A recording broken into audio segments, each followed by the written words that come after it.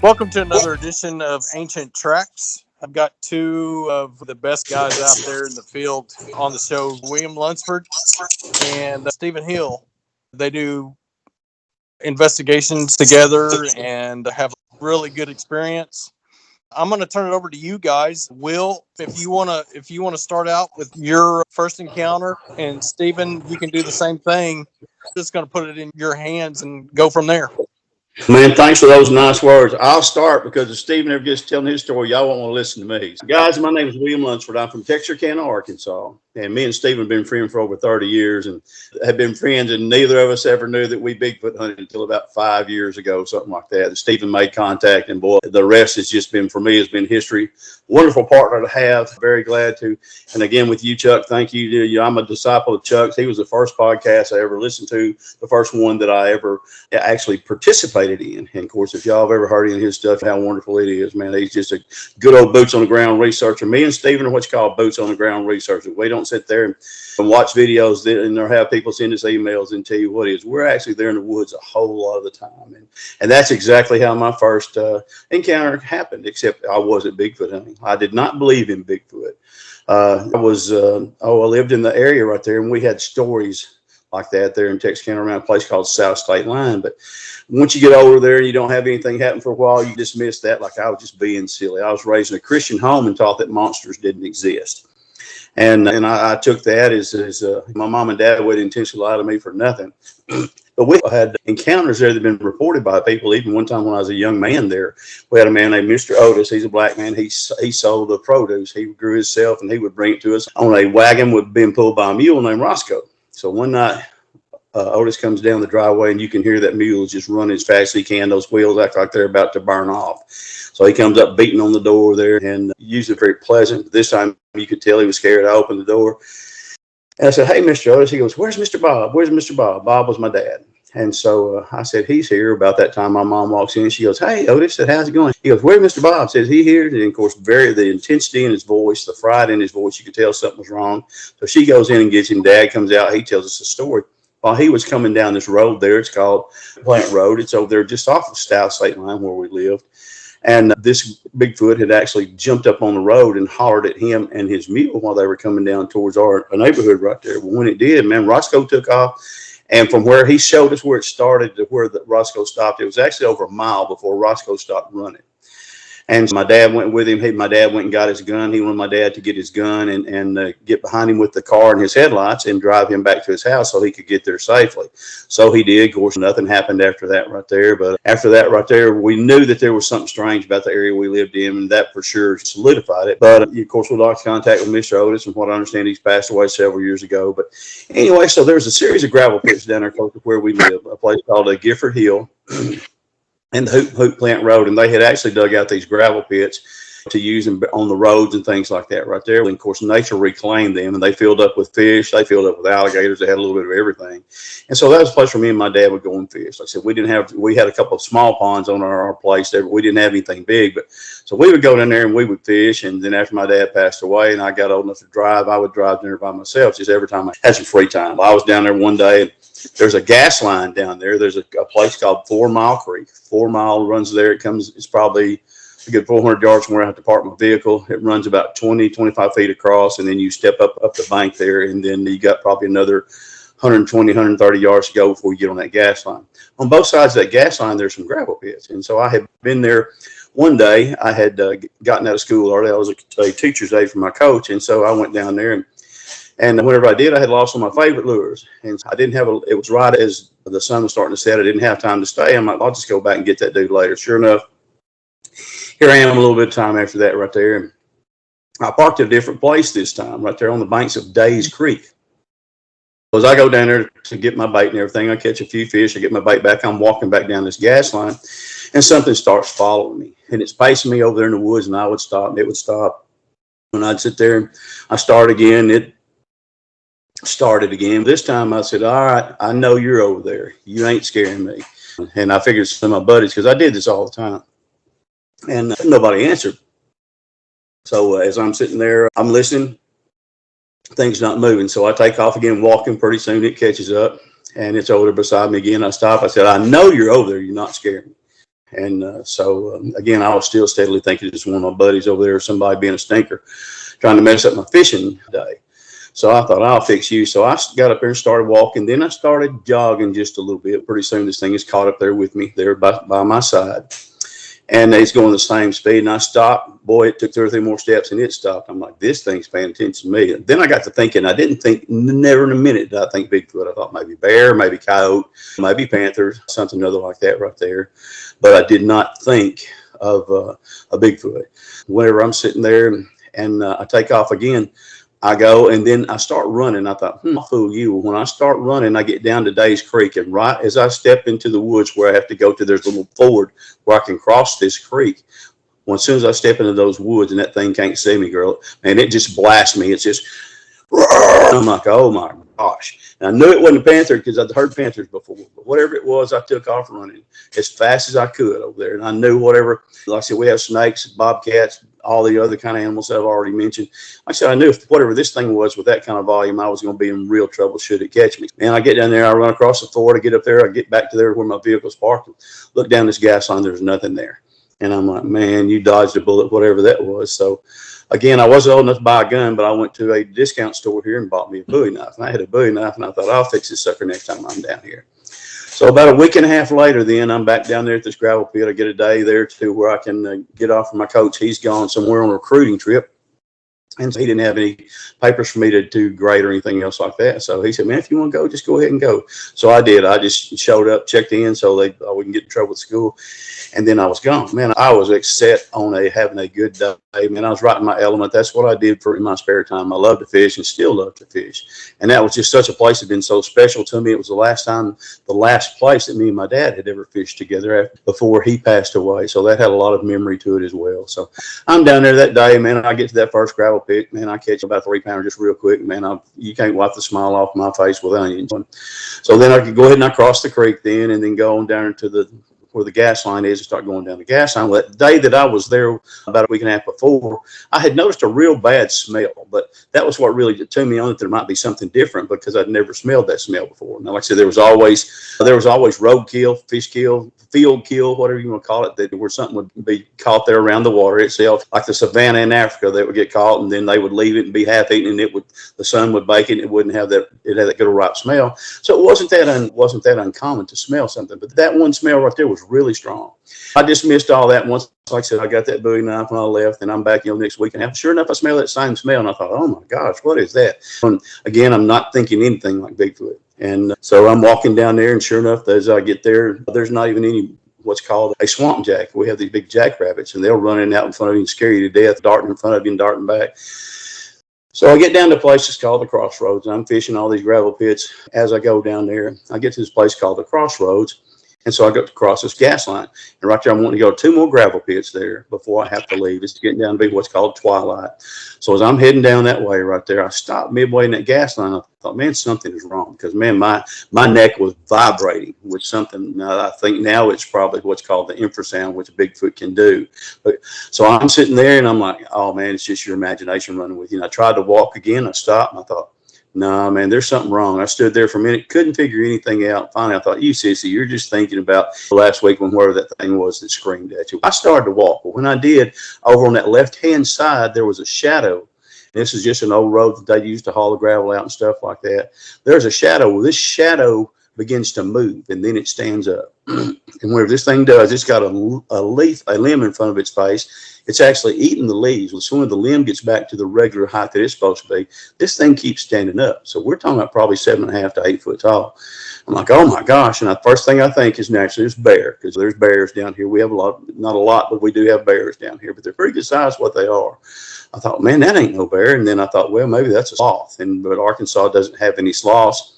I knew it wasn't anybody down there in a doggone ghillie suit or any kind of costume trying to scare me like that, because when it was too hot, I done went through those scenarios before, and it just wasn't going to be worth it for them to get down there like that. So sure enough, this thing walks right out in the middle of the road, and I'm looking at something other. I didn't know what it was, but I knew what it was, if that makes any sense. I knew that the legend of Boggy Creek was real at that time. And this thing is like 7.5 to 8 foot tall. Like I said, it looks like a giant gorilla. The nose is flat, the head is coned. And boy, just massive shoulders, big butt and legs and everything. And it's just sitting there just looking at me, just teetering back and forth. to the side like that, and it never takes its eyes off of me. And man, I am crying. I'm hyper praying silently, and I'm sitting there watching this thing, and I'm like, oh man, this is how you're going to die right here. So it sits there and looks at me. Pretty soon he turns and he walks back to the original tree where he was. He pulls down that same limb, and he evidently was left-handed because both times he had used his left hand, even though it would have been probably more convenient for him to use his right hand right where he was, but he used his left hand. So he pulls those limbs over there, and let's say skins, what we call skinning the cat, pulls all the leaves off with his mouth and with his lips. Then he walks back out there in the middle of the road and again starts teetering, and that's when I knew right there, okay, this is it. I said, Lord, just be with my mama, take care of her, let him find my body, you know. So as he's out there looking at me, and he's not growling. He's not waving his arms or anything, but he's posturing with his look. Don't come down here because this is my area. And he didn't have to worry about that. That was the furthest thing from my mind. Matter of fact, getting further away from him was the closest thing to my mind. But so I'm sitting there and he's rocking back and forth. And like I said, I'm like, he's going to get me because he's giving me that stare down. Finally, he goes to take a step. He takes a step there. And whenever he does, he wheels on that left leg. And then he takes 2 steps and he's off the road. The 3rd step, he's into the woods and I can't hear him anymore. And I'm like, oh my gosh, I wanted to run, but I couldn't run. Like I said, I think that infrasound had me basically, it makes you catatonic. And so I'm basically catatonic. And so I'm sitting there and I'm like, run, but I couldn't do it. Finally, my senses started coming back to me. And so when I finally did, I thought, I can jump in these gravel pits and try to swim across underwater and get away that way, or just run down this gravel pit and hope I can outrun him. I knew I couldn't do that. But I also thought, too, that's going to trigger any kind of predator instinct there is. When you're not thinking straight. So finally, I took off running. Like I was going to go to the gravel pit, but anyway, I just kept on running down the road right there. Like I said, I was a miler. I could run a full 45 mile at that time. And so I thought, well, I'll just try to do that right there. I go back there, I make the turn. I jumped across 4 Mile Creek like a steeplechase. It was about 20, 25 feet. Didn't get my feet wet at all. I had to wade that creek on the way down. And so whenever I did, I went there, then I jumped straight up on the bank right there. They eroded away a little bit, jumped up and took off across an open field. And I thought, man, he's going to get me here because I have no place to hide. I get up there then about another 100 and 110 yards, and there's a road that's covered with a canopy of trees. And man, it's really dark in there. I'm like, he's going to get me there. He's going to get me there. Well, still, I keep on going. I get to the gate where I park my vehicle. I said, I throw my fishing tackle, my knife across the gate, and I dive through the gate. It's made of drill stem pipe. They used to had little triangles in the middle of it, I guess, to re-embrace it. So it had that design in there. I dove through there. Already had my keys out, got out and put my keys in my lock. Open my car door, sit there, man, just wipe my face right quick, start the vehicle and start to take off. I shut the door. I look out there and there's my fishing tackle. And man, I'd never had a great rod and reel like that. I had my knife sitting out there, had my tackle box, and finally I thought, what am I going to do? So I just jumped out right quick, pulled up there to where it was, jumped it there, threw it in my passenger side, and then I took off. Again, I took inventory of myself. About that time, I realized that I'd actually wet my pants, and I was pretty well potty trained by the time I was 17 years old. So it was nothing that I did on purpose. I just think it was infrasound because they can actually control your body functions. If you talk to many people like I have, I've talked to several who said, man, I ended up, wetting myself and had no idea I had done it. That's what this was. Again, my face, man, I just had tears running down my face. Scared to death. I was doing the hyperventilating and sobbing as I cried. I got back to Texarkana then. It's probably about a 15-mile drive at that time. So I got back there to Texarkana and got to the house, ran inside, flopped down in my spinning recliner there. And boy, my mom comes in and she goes, boy, what is wrong with you? I said, Mama, you're not going to believe me. I said, I saw the fat monster. And she just giggled a little bit. And she goes, the fat monster? I said, Mama, I saw the fat monster. And she goes, I know you saw something. You sure it's a fat monster? I said, Mama, I guarantee you. I said, it wasn't a bear. I said, it wasn't a sloth. It wasn't a person. I said, this thing's about 7.5, 8 foot tall and solid black. I said, it looks just like a big gorilla. So I sit there and I give her the whole deal of how everything went out. And she goes, son, she goes, I believe you. She said, but I just don't believe I tell a whole lot of people. Anyway, like I said, I didn't take that good advice. I told a couple of people. When I did, I started getting ridiculed. I had a really bad temper at that time. And it made me mad enough to fight, truly. And these were people that I loved that I expected to believe me. But there's a difference between somebody listening to you and believing you. And they said, man, we know you saw something. We know you're a character. But you did not see the fat monster. I said, oh, I saw the fat monster. So I just shut up. And after that, like I said, I started studying everything I could. And I only had to take 3 classes a day at that time in high school. The rest of the time was spent in the library in what's called a card catalog, trying to find out something about Bigfoot, trying to find some stories about it, things that I could do to be more prepared. But there just wasn't a whole lot like that. Anyway, that's how my first start, my first Bigfoot sighting was. I had another in 1985, about 5 miles from there. And I realized those things were in that area. And then by that time, whenever I went back to start studying, there's a little bit more that you could read about. And so decided right then, if these things are in my area, I'm going to learn something about it. I'm going to have a say so, hopefully, when I have a sighting and what to do. So I did. And the rest is history, because it gripped me. It gripped me like an iron claw, and I had to know more. And so I've been researching in since 1977. And that's, 47 years right now. And like I said, I've met a good partner there in Stephen. As long as it took, he and I'd hook up. And man, like I said, just really intensified my research, able to throw off ideas off each other like that. And very blessed to have that. And some other men that researched with Stephen and I as well. I said, was blessed to be on Chuck's show there. To other people were having the same things happen to them that was happening to me. And so whenever I got that right there, then I carried it on. Being a UPS man, I go to people's house. Boy, you live so far out here in the woods that Bigfoot don't live out here. It's because it's too far for him to walk. And everybody's like, oh, yeah. And I had one lady say, well, if you think that, you need to be here about dark. And I wasn't going to let her get the jump on me. So I said, I'm afraid of the dark. And she goes, you should be. I'm like, oh no. So she said, you're welcome to come back anytime you want to. I never did. I didn't quite have the courage at that time. And but I knew that the way she said it, there was more to her story than that right there. So again, that's where we were, and then here's where I am. And girl, I love it. I will not. It's a great hobby. I've written 1 book already about Bigfoot, and then I'm in part 2 of a Bigfoot book here. Like I said, not to sit there and brag about any accomplishments that I've had, but I want to make people aware and that they're known that these things are real. My book is 449 pages. It's got about 40 pictures in it, man, probably 150, 160 different encounter reports. Most of them are mine, some are mine, and then some of the people that I talked to there on the UPS route, that their stories were so good that I had to include that to verify with some of these other folks here. Folks, here it is. These are just general average people that you meet every day. What I call them Americana people. One lady was a grandma. She always kept her hair pinned up in a bun. She wore an apron all day long. They drank their tea out of mason jars. Just good old, I always smell it had something cooking on the kitchen. And people like that, it was happening to. So that's the reason that I took this up to hopefully try to make people realize they are real, and they are real. So I'm going to turn this over to Stephen now. Like I said, I'll let him have the whole 2 hours of the show after this. You probably ain't going to want to hear me no more. Go ahead, buddy. All right. My first one, for me and family, it actually began in 2008. My oldest daughter, she was looking through the blinds in her bedroom window and looking across the highway into the neighbor's yard. They had a nightlight. And she saw something really tall and black come up out of the edge of the tree line. And she said it was tall and it was kind of slim. That it stopped behind the mailbox, and then it looked a little bit, a few seconds, and then it turned and it went back the same way that it came. And of course, she came to mine and her mama's bedroom to get me to have me come look and see what this was. And of course, by the time that I got there, what she had seen was already gone. We live in a small town, but we were in the city limits of town where this took place. And one of the things that really stuck out to me was I asked her how tall it was, and she said the mailbox only came up to about its waist. So that'll give you an idea of the height. And that took place, and I didn't give it a whole lot of thought. I'd always had an interest in Bigfoot. I would watch Monster Quest, whatever would come on TV about Bigfoot. Never actually had anything that I ever considered prior to that. And for me, it was in January. It was still getting dark early in the evening, and it was cold. And I was kind of leaving a job I was on the Ed Bank near State Park, and I came down a steep hill and had a hard right and turn at the bottom of it, pure timber in that area, and I could see something moving through the trees. And I wasn't sure what I was looking at. I knew that it wasn't deer.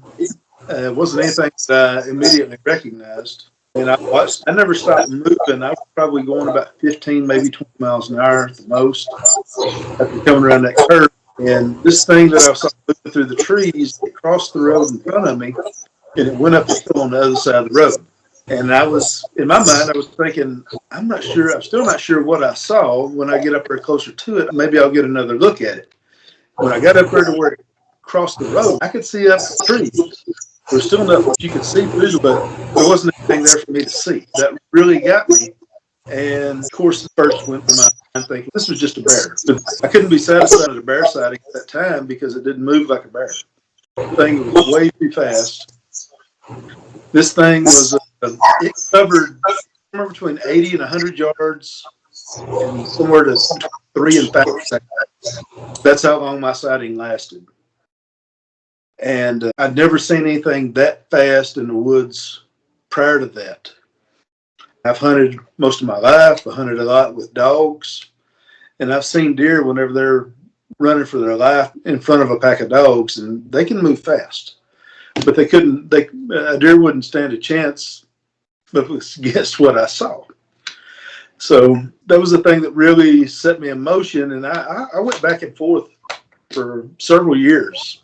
Was that really a Bigfoot that I saw, or was it just a bear that was probably able to make the Olympic team out of all the bears?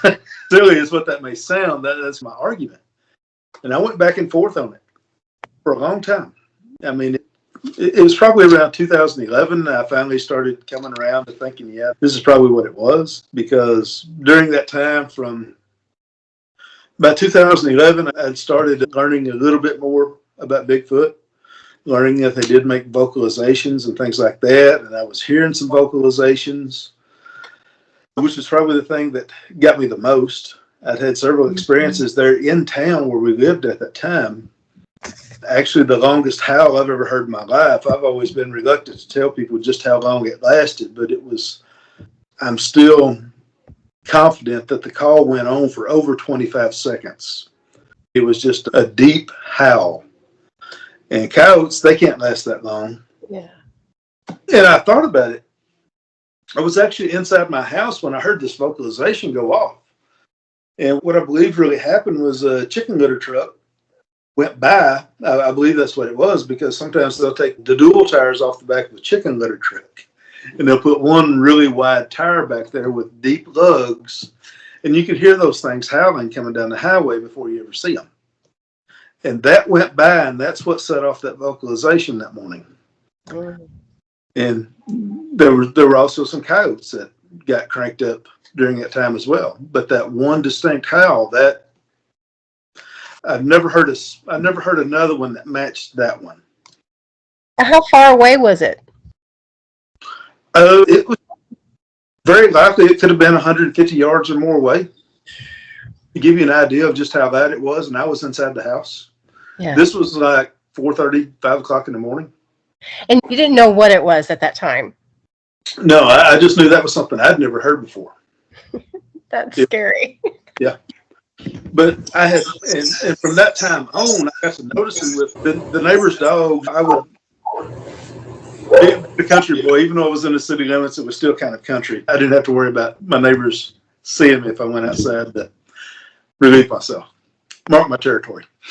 So I would notice the neighbors' dogs would start barking, and sometimes they would get coyotes stirred up.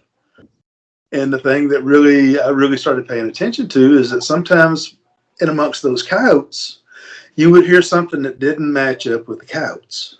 Mm. And that's what really got me going with vocalizations.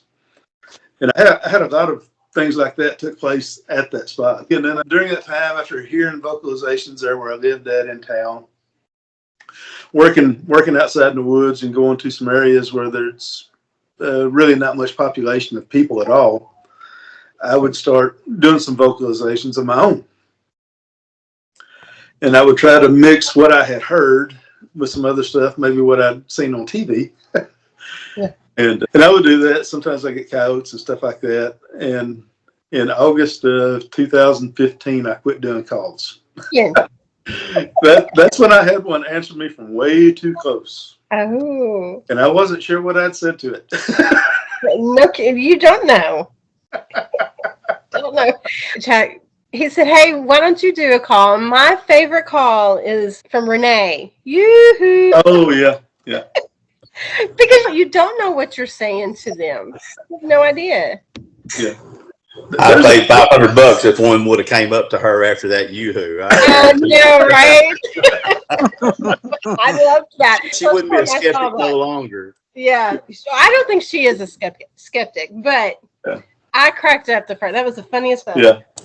Well, Kim, I'm sorry, Steve. I interrupted. I'll tell you what's worked for William and I when we've been out with women, and the whoop, you do it's a little locator call is what it is.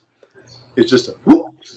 But if you can if the women will do that, they can get closer to it than most men can. Yeah. So, there you go, Kim. Yeah. Not unless I'm locked and loaded. But yeah, we actually had that happen. William and I, we were is on the banks of the Elford River, and there by Alex Smith Park. A couple of years ago, we had our wives were with us, and we had two women from Texas with us. And the ladies from Texas, they would do I asked them to do the whoops, and I asked them to get Lori to do one. Yep. And then wait a little bit, and the other lady would do one. And we actually got a response. We got a response. We also saw Ashine. Yep. Oh my goodness! Yeah. How close did it come in? What was that? 100. I know it was over 100 yards down the river. Yep. But yep. I don't think he stayed there. I think he eased up on us there pretty soon after that. They want to know what you are. They'll sneak in on you. They are the sneakiest rascals you ever saw. They'll come up there close, and you can hear them just treading real lightly. And then once they've satisfied their curiosity, they just slip off into the woods. And you don't know, number one, you didn't know they's there. Number two, you don't know where they went after that. It's not a fun game whenever haven't got them pinpointed on something like that. So do you think that 100 yards was a safe distance? Because to me, I would think that there was one drawing attention and the other one sneaking in closer. Oh yeah, most of the time that's the case. Most of the time, if you get to see one, there's probably at least one or two more there that you're not going to see. Yeah. I'm thoroughly you remember the Jurassic Park? How about the velociraptors there? It's not the one that you're looking at. It's the two that are there with it. That's the case in Bigfoot. Bigfoot is rarely ever by itself. I truly believe that. Unless it's on the road or something like that. I agree with you. Yeah. Yeah. And I've had sightings. William's had sightings. And most of my sightings, I believe, have actually been juveniles. The young ones that are probably more risk takers than the adults. And most of the time, whenever you see one of them, there's usually at least two or three of them. Yeah. But there's usually an adult somewhere around. I think those young ones are the most prone to making the mistakes that lets them be seen by us. You know, but then the adults, we got an adult that follows me and Stephen around. I think she has a crush on Stephen. And Stephen, you're not alone. I tell you that. Oh yeah, I guarantee you. But I think those young ones make that mistakes like that, and then we get to see them as well. But some of them young ones are 7 foot tall. They're not. That's not a full grown Bigfoot to me. Stephen, I got a question. The one that's liking you, did you cast her footprint? As Paul Harvey used to say, here's the rest of the story. I was going to cast that track. I was going, what was that, an 11-inch track, William? In between your tennis shoe prints. Yep. In between William's shoe prints is the 11-inch track. And I found that, on a Tuesday or Wednesday. Yep. And we were waiting on the film crew to come up on Saturday. So I didn't cast. I wasn't going to mess it up, and sure enough, they videoed it. It had deteriorated some in those 3 or 4 days that we were waiting on them to get there. But somewhere there's video of that, and we also have pictures of it somewhere. Stephen, here's the reason why she asked you that question. Go ahead. Okay, so the one that's got the hots for Chuckles, he casted her footprint. And I said, that was the first mistake you made. That's like putting the ring on the finger. That's like the Cinderella story when he's going to put the black slipper on that foot. He's ready after that. Yeah. Let's don't go there.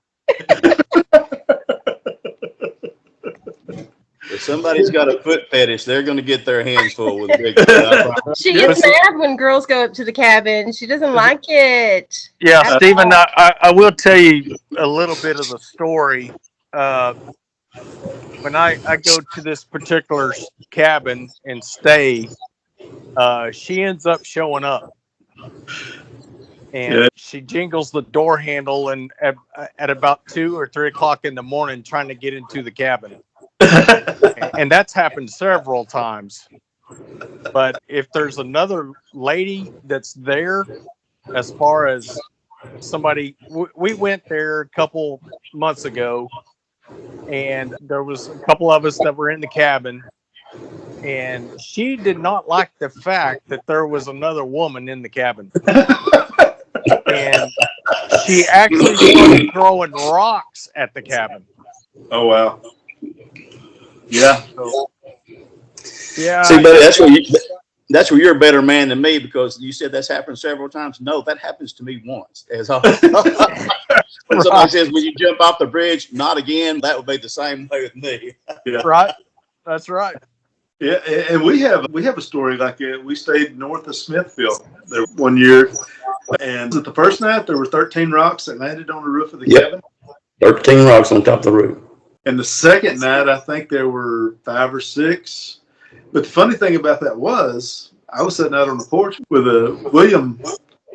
What? I think you were asleep. Your back. Yeah, I had back trouble. Had back trouble that night. You were asleep in the cabin, and I was sitting on the porch with a guy named Paul, Texas, and we were hearing the rocks hit the cabin, roof of the cabin, which was a tin roof.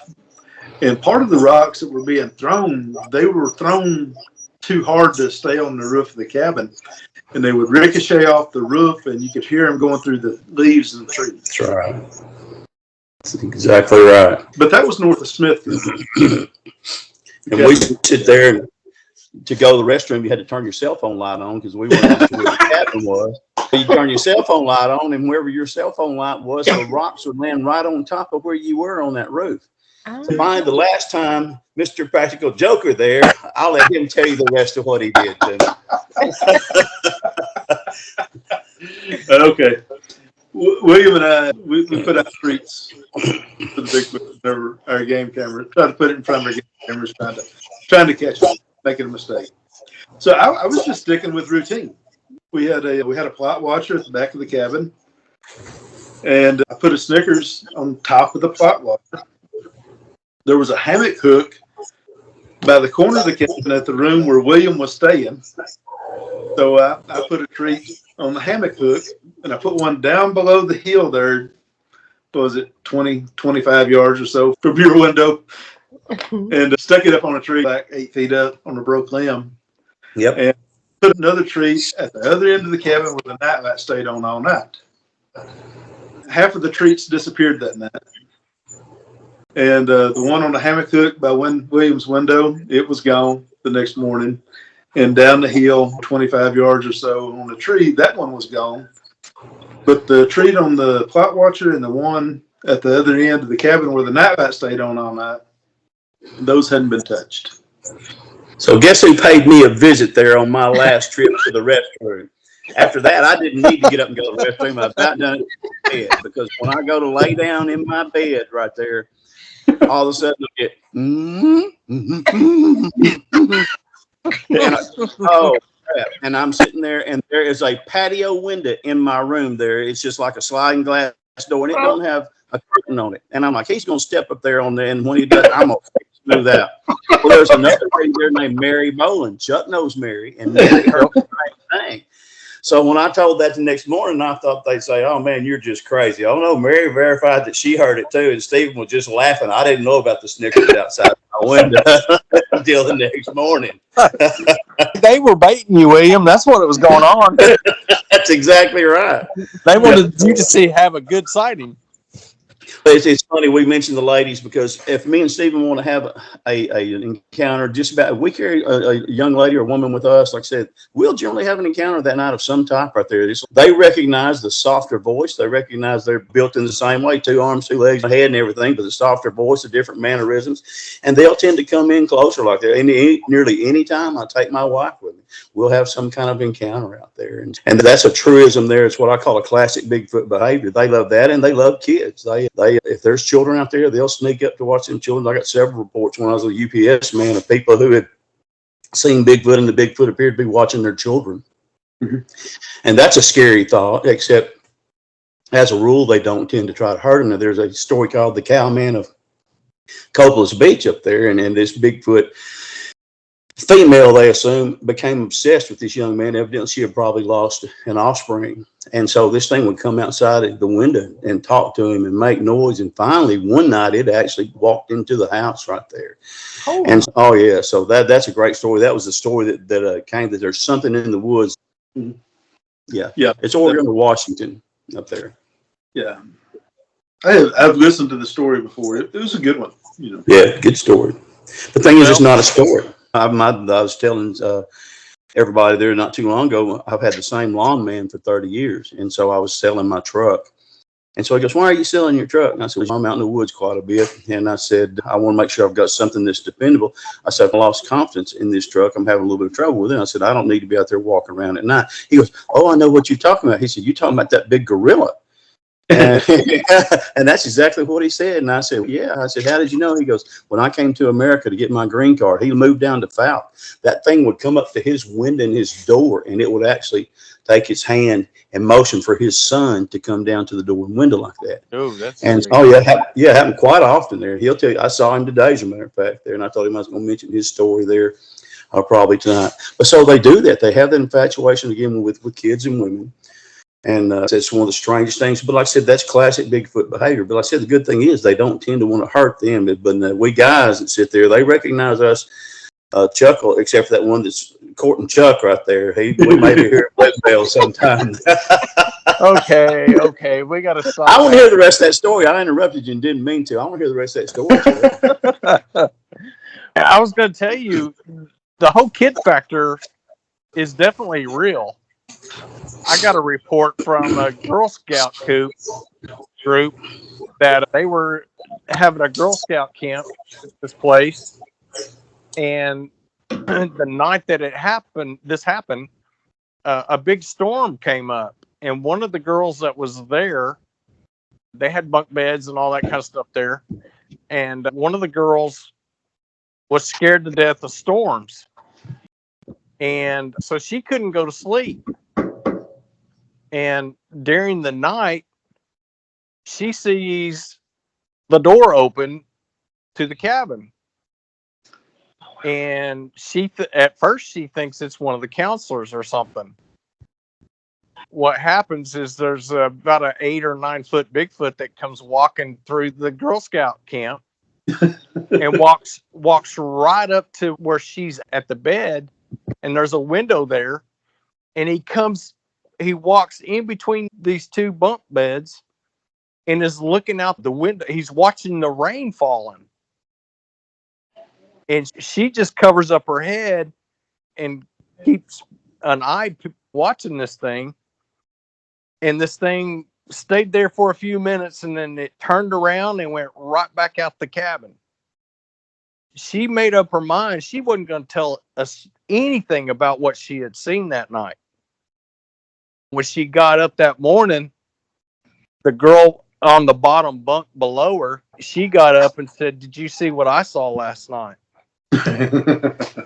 And both the girls had the sighting of this one Bigfoot walking into the Girl Scout camp and saw him. And so there's something to the kid factor that they're just fascinated. They want to watch. They want to see what the kids do. There's something to it, I think. Mm-hmm. Oh yeah, I can agree with that wholeheartedly. My oldest daughter, when she had the sighting, she was around 13, 14 years old.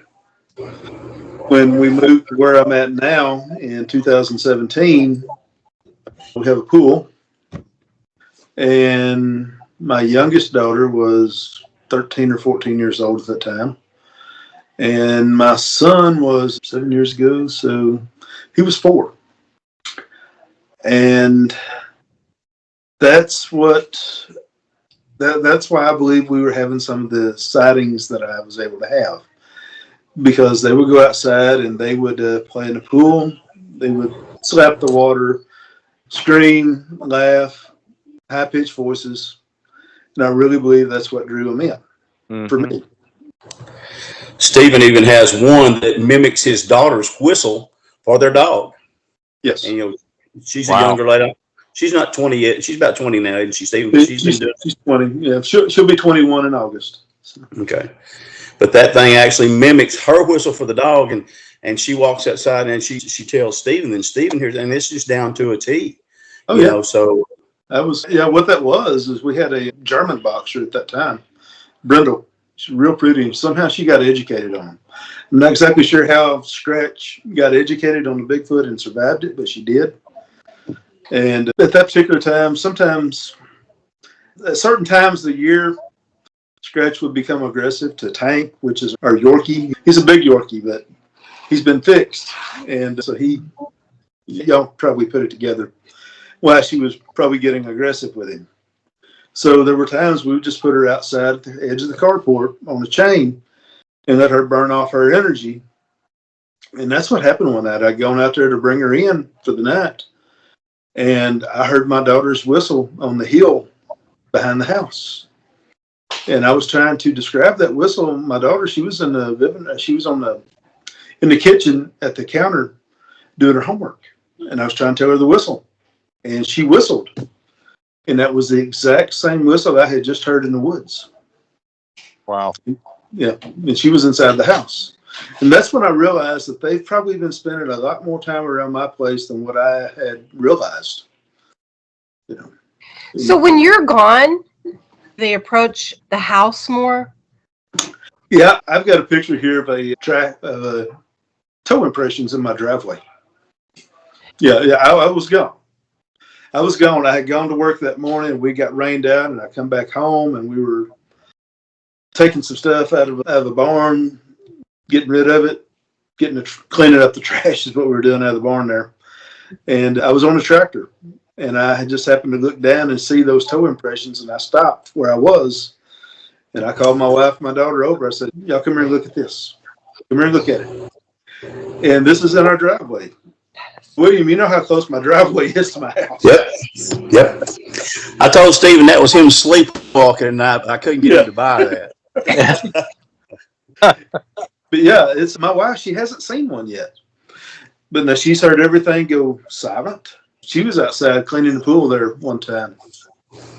Me and the kids were in the house. And she came in the house and said, come out here. I want you to listen to this. So I go outside.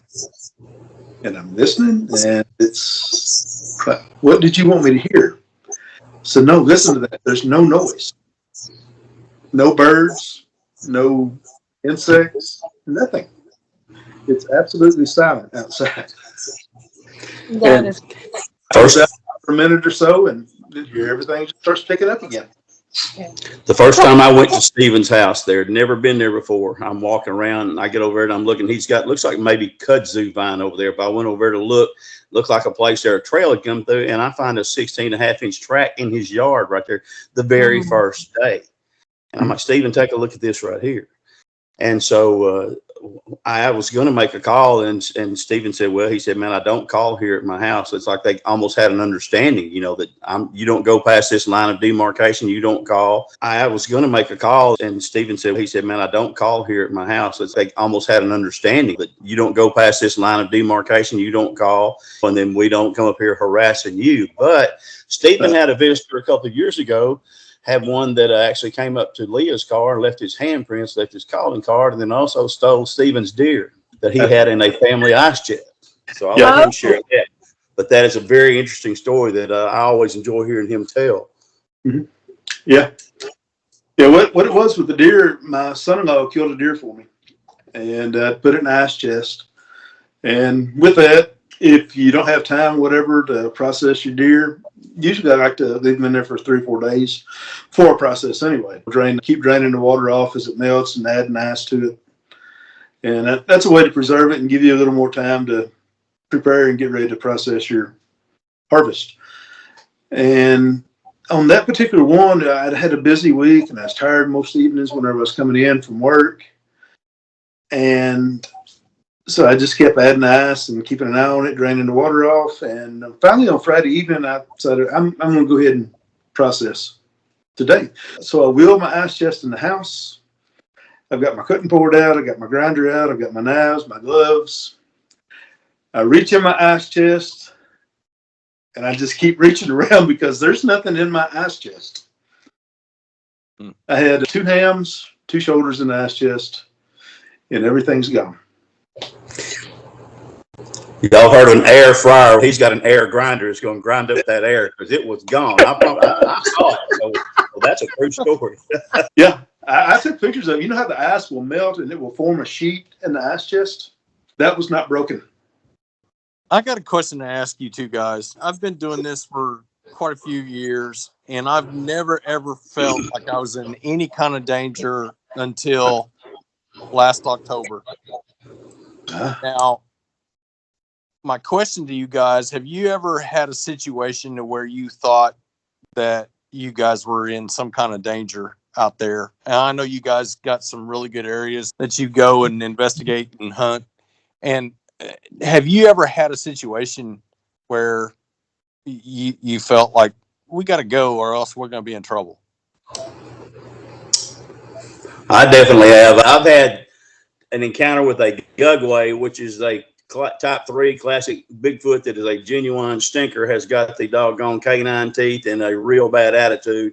I've had 2 with actual Bigfoot that have gotten aggressive with me, and had another one that probably would have been up there at the place we call Ground Zero, except I pulled both of my pistols out and started walking backwards because I got that uneasy feeling. Like I said, my hair was standing. I was getting vibrations to the trapezius muscles in my neck, and I knew something wasn't right, and I'd never felt that there before. So I left. What you said, Chuck, the most of the ones that I've had, you said October. That tends to be the time of year that if we're going to have an aggressive encounter, it's going to be in October. In the spring, it seems like they're mellowed out. Maybe they're taking care of kids or whatever. But October, they're going to have more of an attitude, I think, than they're going to have the rest of the year. But I've experienced that, and I think Stephen has too. Yeah. You think October, maybe it's the breeding season? It could be. Hunting season always kicks in around here. Bow season starts, and then in October, usually sometime in October, you'll have a muzzleloading season. And all the traffic will increase, all these hunting areas, especially in the public areas. Nobody's sitting up when you're driving down a gravel road. I'm sorry, you can hear gravel popping from a mile or 2 miles away. You can hear it. And I think that right there upsets the routine of what their norm was. And I think that could tend to be part of it. You have all this increased traffic and all these new people that are in the area, and now they're having to be more careful about doing what they do. Around here, me and Stephen tend to research. We're researching public land. Like I said, we don't research his land. Like I said, just basically because the agreement he's made with the Bigfoot there, just don't come around my house and my family. But we research public land everywhere that we go. And I have found this to be true for almost every year that I have been a Bigfoot researcher. When October gets through, like I said, they lock these gates around here. So everything tends to revert back to its, quote, natural state, unquote, to where they can go back there, they can hunt, they don't have to worry about people or anything else like that. But you get about September when they open those gates, these guys start bringing in their doggone deer stands and stuff like that. You've got the four-wheelers, you got the vehicles and everything else like that. And then, of course, most of them are armed. And if people down here in the South, as a rule, if they're going to see something like that, they're going to shoot at. Like I said, look at all the road signs around here. Look at all the shotgun blasts you got right there in the middle. So I think that has a lot to do with it. They realize the people, like Stephen said, they're in their area. These are new people. They're not used to that. Everything was just nice and calm for them. Then all of a sudden they have to worry about what babies they have, if they're doing breeding or whatever it is right there. And it tends to make a difference. I really believe that with all my heart. October, man, I've had really a lot of the questionable encounters there in October. And I think that's it. Whether it's it's breeding or not. Me and Steve have been trying to find that out. We tend to have babies up here where we research at towards the end of December already. So it could be their gestation period could be from the whole year before. Instead of 9 months, could be 12 to 14 months. But I believe that October, boy, they tend to just get really unruly. And a lot of the people that I've talked to, that's one thing I do when I take a sighting. I try to get the time of the year that it is. And sure enough, it will be if we're going to have some kind of aggressive encounter. Most of the time, it's going to be during October like that. Yeah. See, I never even thought about it that way. That is interesting. That makes more sense than, because you could breed any time of the year. Most probably, I think gorillas do. I don't think that they have a certain rut season. And that's just something that we've looked at. There's so many intangibles that can go into a Bigfoot sighting. But if you're really going to study these creatures, like I said, I look, even some of these websites and stuff, or these roles that they have where they take down people's sightings, they list the time of year, where it was and everything. You're going to see that October is a very busy month for Bigfoot sightings as far as that goes. Yeah. I think the other thing, you finally start getting a break from the heat, usually in October as well. Yeah. If I was having to wear a fur coat everywhere during the summertime, I'd have a pretty bad attitude myself. Yeah, and then these naked apes are bringing in their cars and loud noises and their shotguns. And my Bambi friend. Yeah, they actually said if you could get Bigfoot a Christmas gift, what would you get him? I said I'd get him a Heart's 9-Day flea collar and a tangle brush. You know, and heat makes people miserable. Like I said, as a UPS man, you would find 2 times that the people would get just really unruly. It'd be during a full moon time where the moon actually affects their behavior, and it'd be during a time when it's exceptionally hot. Let me tell you what, I work with children, and the full moon thing is legit. Yeah. It is a fact. It's being a hunter and a fisherman. Like I said, I've fished bass tournaments for years, and we go what's called by the Sol-lunar tables. A lot of times looking to see when your major feed areas are. And it's a fact. That's all. And the people, you look at law enforcement, you can ask some of those guys. They have most of their really crazy encounters during that time. They're the full moon. So now the kids, that's got to be the same way, the way it affects them right there. Now if I get a kid gets too unruly, we have another full moon time. I jerk them drawers down and spank his bitches. But my son's done outgrown me. He can turn me over his knees, so I'm not gonna even go there anymore. The tables have turned, have they? I promise you, buddy. I hear you. What is the areas that you guys hunt? You don't have to specify the areas or anything, but what kind of activity are you guys doing now when you're out researching? Is as far as us, yeah. A lot of times we like to go out, just use the cameras, put treats out, leave the cameras out, see what we can catch. Because we've done this long enough that we know in the springtime, especially in the area that we call Ground Zero, we know in the springtime activity is going to increase.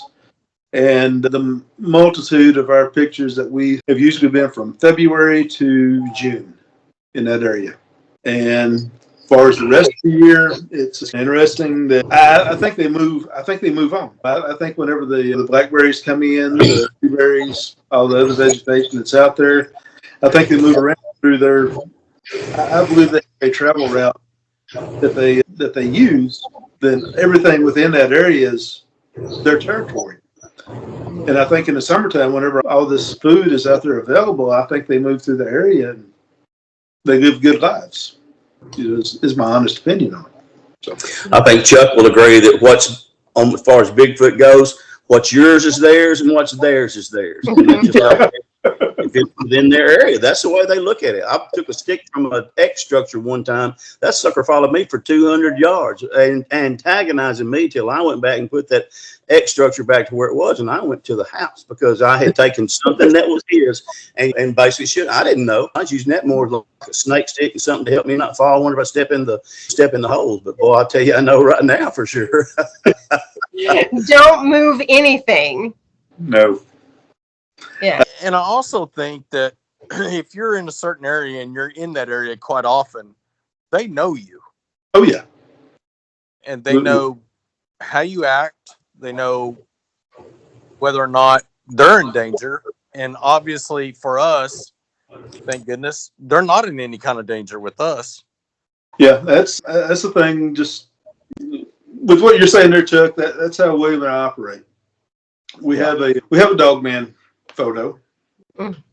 And the day that we got the picture of the dog man, we actually had a 45-70 with us that day. We set the gun on the ground so we could take pictures. Exactly. Yeah, I sent Chuck that picture that Daniel got, that when he was behind me, he got intrigued by those hogs that morning. And so when we're going back down there, we're at ground zero and we're getting Bigfoot noise. It seems to be a juvenile chattering over to the right. So I'm sitting there looking at over there trying to see what I can see and try to pinpoint. And I've got a 45-70 rifle in my hand. And so Daniel is behind me. And I said, Daniel, while we're here, just take some pictures, just take some random pictures, which is a lot of times how we accidentally get a Bigfoot picture. So he's sitting there taking pictures. And I asked him, I said, after a second, I said, we got anything? Sure enough, he starts looking and we just start laughing. Right in front of me, about 50, not even 50 yards, is a Bigfoot standing there leaning out behind a tree. I've got that 45-70 with my arm straight out there by my side, looking to my right. And that Bigfoot is not the least bit worried about me having that 45-70. And I think I sent you that, Chuck, where I've got that chartreuse shirt on and got that orange hat. Yes. And about that. There he stands right there. And the crazy part about it was I was so interested in these other Bigfoot over there to my right, I didn't see this one sticking out behind the tree till Daniel showed me the picture. Yeah. So tell me about your Gugwe. Girl, I wasn't really familiar with that right there. I'd heard some of the Indians or Native Americans where you come up. So either way, I don't mean to offend anybody in what language I use, but I'd been hearing about this Gugwe, and the Gugwe is that name translates into what's called face eater.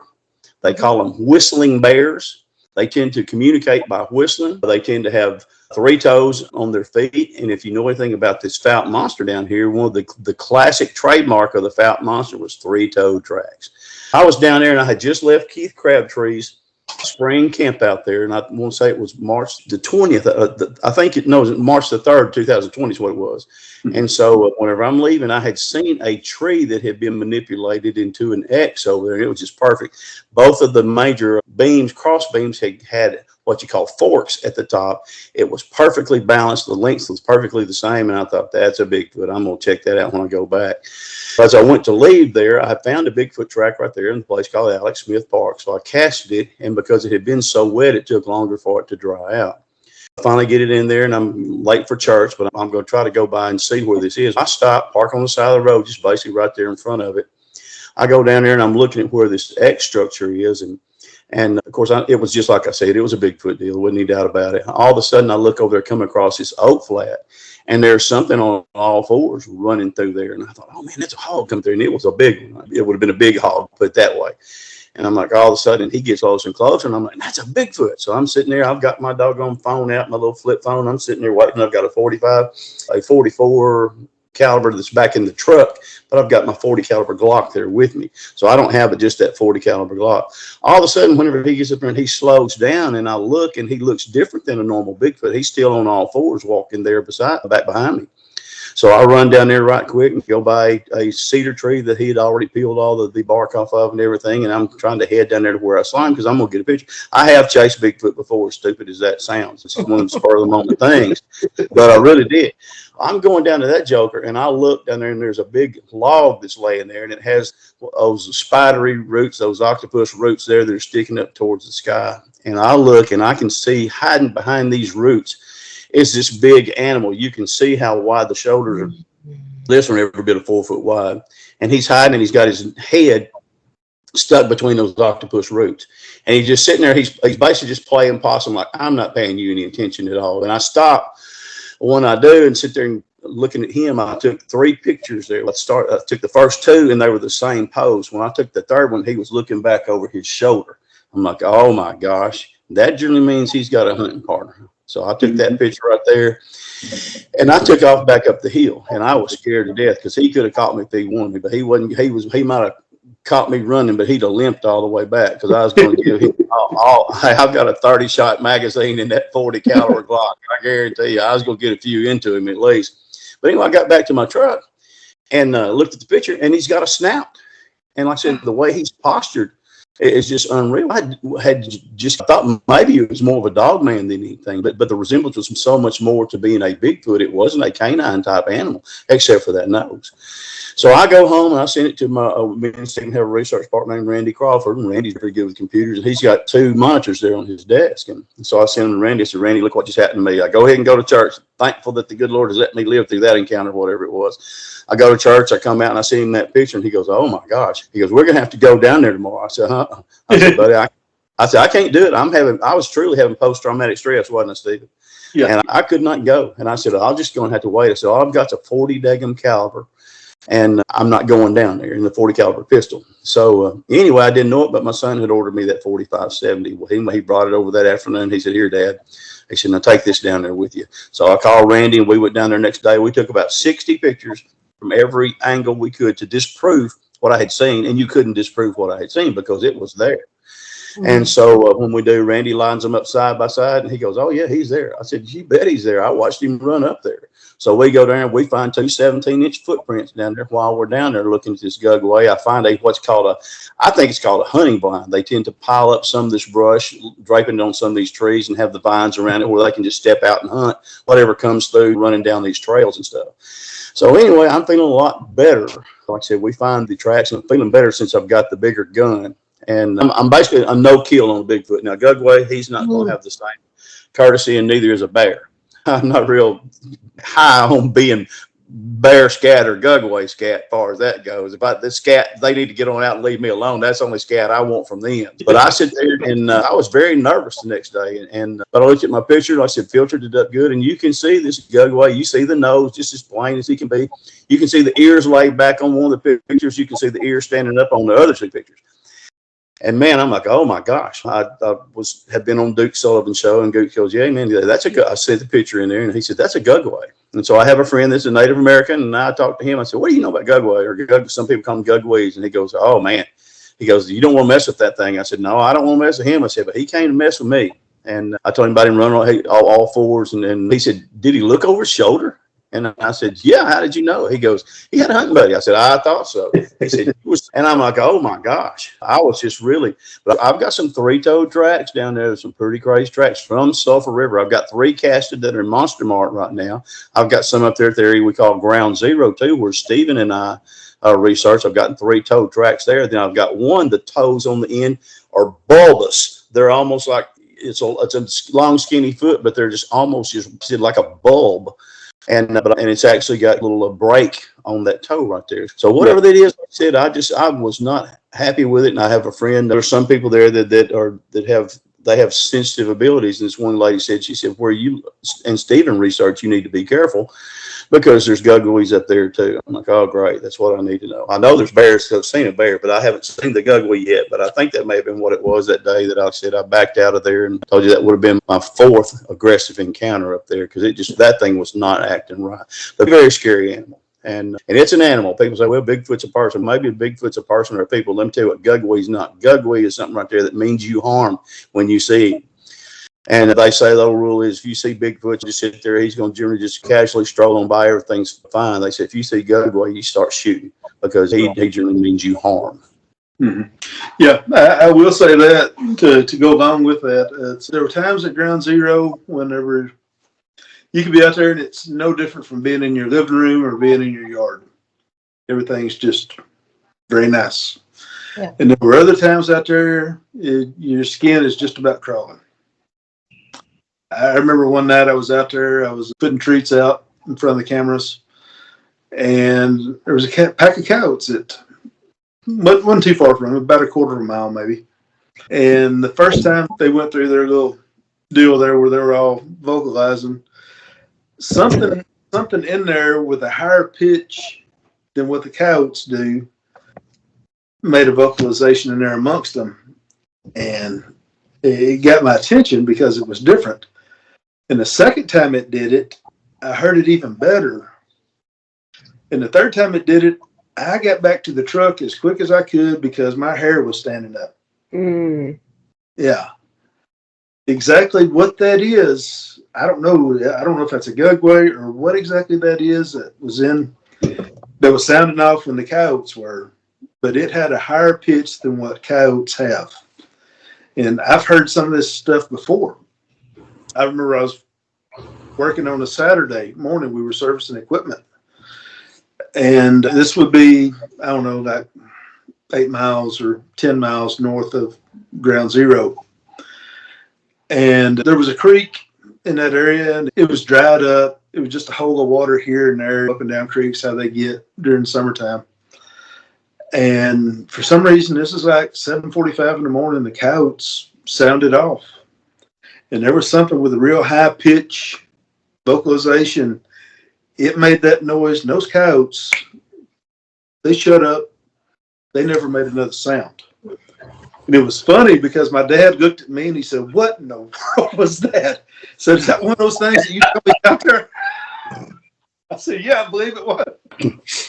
You know, Kim, and as you interview people, you're going to hear a lot of people tell you the same thing about their interaction with coyotes. You'll hear the coyotes going, then you'll hear something in there that's just not quite coyote, and it's either going to make them shut up or it's going to make them keep going. But the next time it vocalizes, them suckers are going to shut up. I promise you. They realize they've done been admonished. This is my show. I'm singing solo, so you guys leave me alone. And that's true. And I've had 20 people tell me that. Said, "Man, we heard some coyotes. All of a sudden you heard this strange call that was right in there in the middle. And you could tell the difference, man. All of a sudden the coyotes just shut up." I've also heard that they run together. We've heard whoops when coyotes, we believe the coyotes are probably running a deer. And in amongst that, you remember that, I think Sid and Stacy, my daughter and one of her friends were with us that night. And the coyotes were running what we believed was a deer, but we were hearing whoops in amongst the coyotes. It's crazy. That sounds. It's almost like they're a hunting dog, like a bird dog or whatever. I truly believe that too. And saying that, also the picture that Stephen got of the dog man was actually leading 3 mature Bigfoot up the hill. He was ahead of them.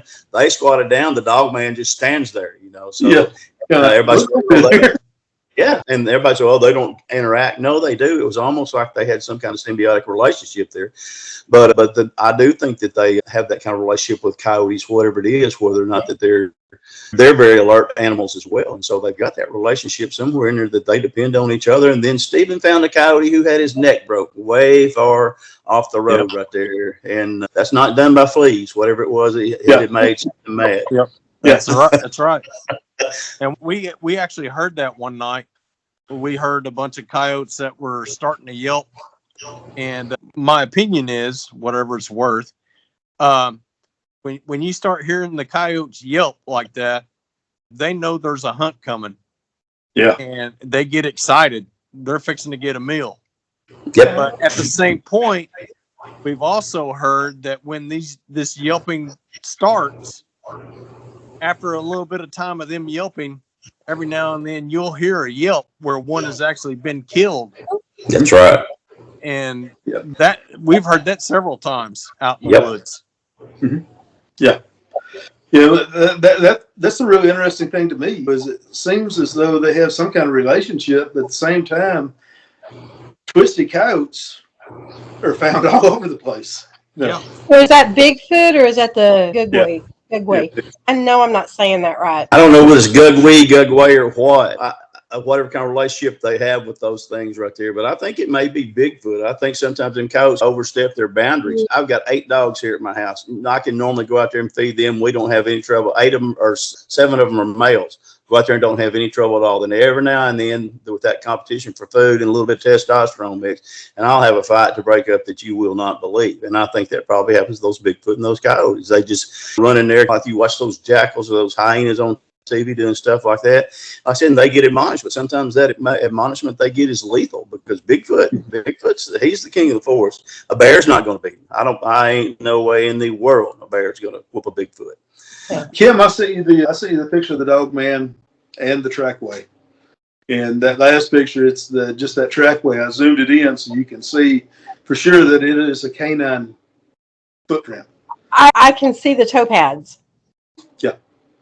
And you see how it's basically just 1 foot in front of the other. Uh-huh. Similar to how a Bigfoot is when they're running. How big is the track? They were about 4.5 inches wide, and they were a little bit longer than they are wide. And we found one there that appeared to be a little different, and it was about 6 inches wide, and the claws on the outside were just almost like hooks up there, but it was really deep into the sand that we have there, almost like that was a different variety of dog man. And according to what we found and in research, there are different variety of dog man. I think that was probably that other kind that they have right there. Kim, I'm gonna send you this picture that William was just talking about, and some researchers that we have met from Ohio. They found when we showed them this picture, they said they had found the exact print in Ohio. Oh, yes. Have you guys ever found any like great big huge look like reptilian type tracks anywhere? I've got a picture of one from a researcher in Oklahoma. Yep. Really? Yep. Yes. It looks like a giant duck print, basically. it does. Yep. So Go ahead, Kim. I'm sorry. what did this? That's the $20,000 question. That may be the thing that made our skin crawl.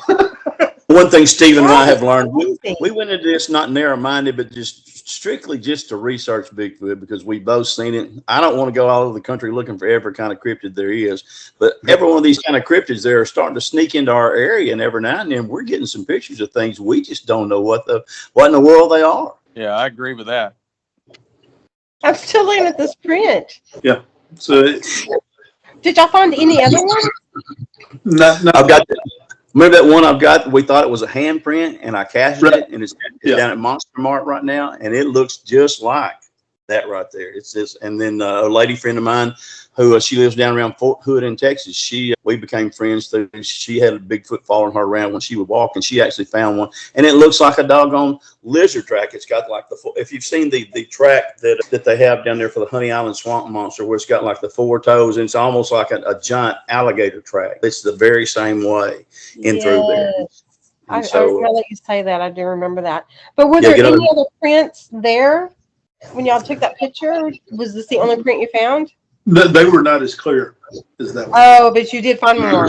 Yeah, that was the only one that actually landed in bare dirt. There was grass and stuff around.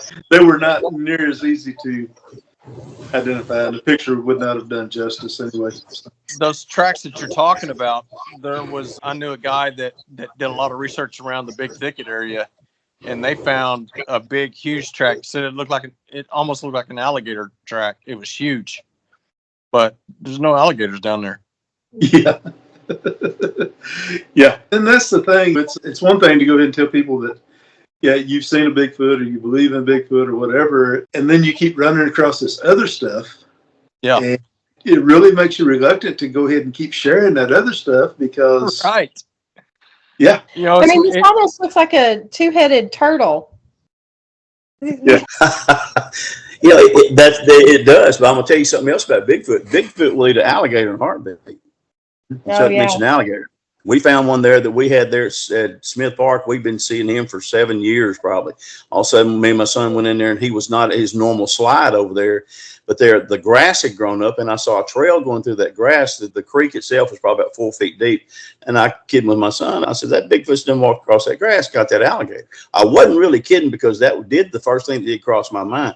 Girl, we was there about 4 days later in the woods there right across from where this creek was, where the gator slide was. And we found the skeleton, and we found scutes where this Bigfoot had killed this alligator and eaten this alligator. And that skeleton looked like a doggone xylophone. Something had already gotten the skull part up, but we got that. And like I said, we got a patch of scutes and the skin right there beside it.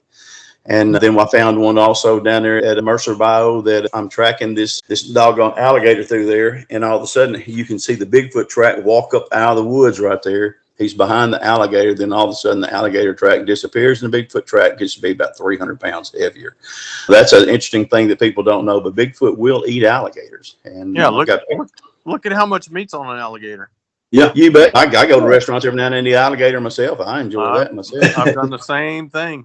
Yeah, nothing wrong with gator if it's cooked right. No, We've got a lot of gators around here. A lot of Yeah. alligators around Yeah. here. There ain't no doubt about it. And this place that we researched called Mercer Bio, I said it used to look like a doggone Tarzan movie. Anytime you went down the river, fixing or the canal there and going down to do some fishing, they'd be coming off the bank. Like I said, you watch on one of them movies there with Johnny Weissmuller.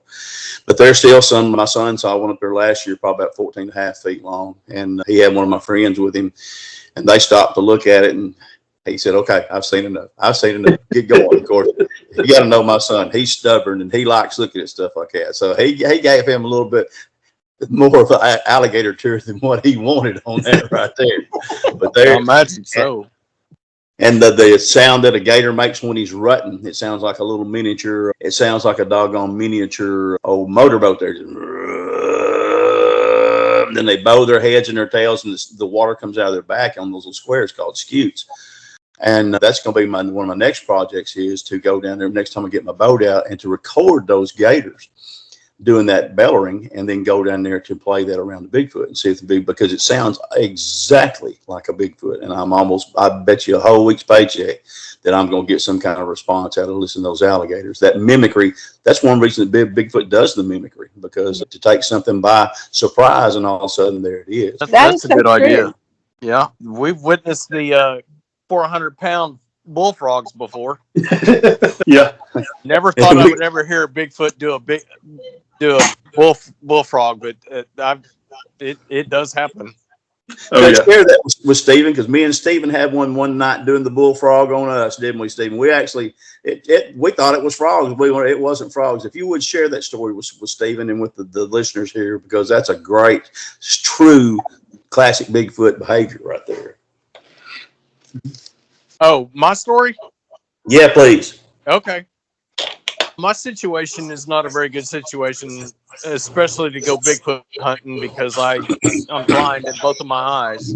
Yeah. And a buddy of mine, I spend most of my time in the house now because I can't work and I can't drive. And I had a buddy of mine that used to be a researcher with me, and he came by the house one day and said, "We're going out to the woods. You've been in this house way too long." And I was just thrilled. I was ready to go to the woods. And we went to this place. It's a lake, and I'd been there quite a few times, found tracks there, found all kinds of structures there, teepee structures, and just all kinds of stuff there. And so we went out there one afternoon and spent all afternoon out there and looked at some structures that we had found while we were there. And on this lake, the Lake Corps people had put in some boat ramps on the north side of the lake. On the side of the lake is a wildlife refuge area, and that's where we have found a lot of the structures and tracks and stuff. And so we know that's a good area. But what happened when they put the boat ramps in, soon after that, they changed the river channel. And so all the water that used to be there for the boat ramps is not there anymore. It may have 2 to 3 feet of water in that area, but people don't use the boat ramps because they can't get the boats in there. A lot of people kayak through there sometime, but not very often. We had parked right behind one of the boat ramps, and with my situation, it got really dark pretty quick, and I didn't want to be walking around out of the pickup because I was afraid that I'd probably trip and fall and hurt myself even worse. So I ended up staying in the pickup, and I had a audio recorder with earphones, and I had that on, and I used a device. I'm not going to say what it was, because to me, what happened that night was a pretty dangerous situation. And it was the time that probably one of the only times ever that I felt like if we didn't get out of here, we were going to be in trouble. What happened is I used this device once, and I hear these bullfrogs. There's 2 bullfrogs. They were in this water, and I kept hearing them croaking. They started coming closer to us, and I decided that I was going to use this device again. So I did, and the second time that I used it, off in the distance from the boat ramp, about probably 10, 20 feet. Because the water is so shallow there were trees and brush. They had like little islands out there everywhere. And when I use this device the second time, I start hearing, and by this time it's dark. And I put my recorder on the very top of the truck, and I'm sitting there listening to what's going on, and I can hear footsteps coming through the water. And the footsteps were very slow. It would take a step. You could hear the water slosh on the lake when it would take a step. And it took a step and stopped. And then a few minutes later, it would step again. And I kept hearing that. The guy that was with me, he come walking over to the truck, and I said, "Bud, we're in trouble. We're going to have to get out of here pretty quick." And he said, "Why?" And I said, "Because they're all around us." I heard the bullfrogs, which sounded like 600-pound bullfrogs. They were croaking. And where this lake is, if there's 2 frogs croaking, there's hundreds of them croaking. Right. But it was just 2. That's right. And so I was sitting there, I was hearing them, and I was hearing this one that was getting closer and closer to the boat ramp. And I told him, I said, we got to go. And he said, "Why?" And I said, "Because they're all around." He said, "Yeah, I know. I can hear them." And he said, "Let's blow it one more time." And I'm like, "Okay." So I used this device and turned it on and did another call.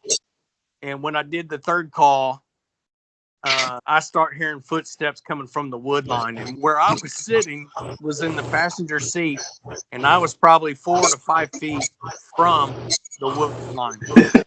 At this point, I'm pretty much in panic mode because I know there's one in the woods not very far from me. And I know there's one behind us that's in the water that's coming toward us. And plus I keep hearing these 2 frogs that are getting closer and closer to us. And I'm thinking to myself, we're in trouble. My 6th sense kicked in, and I thought that was stupid of me to do what I did. And we're in danger now. And I told him, I said, "Dude, I'm serious. We got to go." This was after I used this device for the 3rd time. And he said, "I tell you what I'm going to do." He goes, "I'm going to start the pickup up. I'm going to go down at the end of the boat ramp, and I'm going to turn my 5,000 lumen headlamp on just to see if I can see anything out there by the boat ramp." And so I'm sitting in the truck. I'm still hearing all this. And he walks out toward the end of the boat ramp. And when he walks out to the end of the boat ramp, he sees a Bigfoot that's coming toward the ramp. And he hits it in the face with the spotlight that he has. And when he does, the Bigfoot takes his head and puts his head down toward his chest so he can't see the red eyes anymore. At the same time, when he sees that one, he said it was probably about an 8 or 9 footer. I'm ready to go. I'm ready to get out of there. Yeah. He starts walking back toward the truck, and when he starts walking back toward the truck, he looks over on my side of the truck, and there's another 8 or 9 footer that's walking down the side of the truck coming toward me. And at that point, I didn't know that was going on, and I reached up and grabbed my recorder and stuck it in the pickup. When I did, this thing growled at me. And when he heard the growl, jumped in the truck, and we took off. But I know if we would have stayed there another probably 2, 3, 5, 4 or 5 minutes, we would have been in a bad situation. Mm-hmm. But that was my call because I was stupid enough to try this device to see if it worked. And whatever caused it to work, it worked. And I don't know what caused it to work. I don't know what they thought it was or anything like that. And that's why I don't talk about this very much.